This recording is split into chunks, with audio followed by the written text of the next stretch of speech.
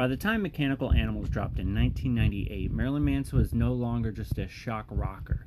He was a full-blown cultural scarecrow, crucified nightly on the altar of suburban news broadcasts and youth pastor sermons.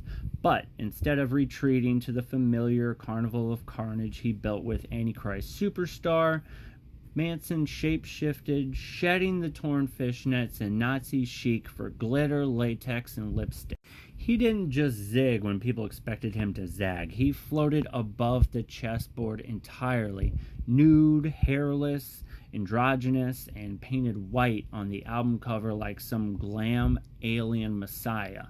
This was his Ziggy Stardust moment, and Mechanical Animals is his most daring transformation, a glam, industrial concept album drenched in self-loathing, seduction, and cynical beauty. Let's get this out of the way. Mechanical Animals sounds nothing like what the PMRC feared. It's not the scream of a devil in a trench coat. It's a seductive whisper of a fallen star who's seen too much, gone for the chaotic tempos and range sputtering growls. In their place, it's sleek guitar hooks, Bowie-esque vocals, and an icy, sexed-up melancholy that dances over processed beats and glam rock sparkle. Like, imagine if, T-Rex took acid with Nine Inch Nails and got into a bar fight with Placebo.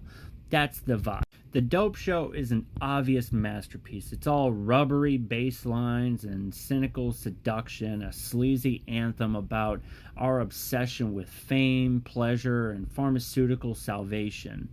We're all stars now in The Dope Show, a lyric that felt prophetic before social media turned us all into these dopamine junkies on display. The track oozes decadence like a mannequin bleeding champagne. But the real jewels are the deeper cuts. Okay, just before I jump in, I love every song on this album. I play it over and over again. I know every beat, every lyric. So if I don't, name one song that you like, it doesn't mean I hate it. It just means I just let the pen do all the work on this one. So let me go ahead and continue.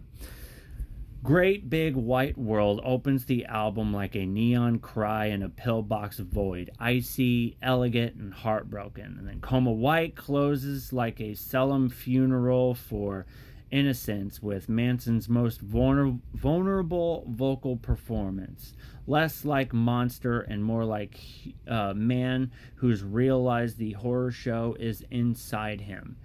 Even the interlude tracks like User Friendly and I Don't Like the Drugs, but the Drugs Like Me swing with a twisted swagger, mocking consumerism, addiction, artificial intimacy with pop sensibility and nihilistic poetry. What makes Mechanical Animals so powerful is that it dares to be human. The grotesque was always part of Manson's act. But here he trades gore for glamour, rage for melancholy, and chaos for control. It's not about shock anymore. It's about seduction. Manson plays the character Omega, an alien rock star numbed by fame and access, watching humanity with cool detachment. But beneath the artifice is a clear cry. How do you stay real in a world that only wants you plastic? This album may have confused the Hot Topic crowd expecting more screaming and Satan, but in hindsight, it's Manson's smartest and most mature work. It's where he stopped just tearing down the American dream and started dissecting its glittering corpse, scalpel in one hand and feather boa in the other.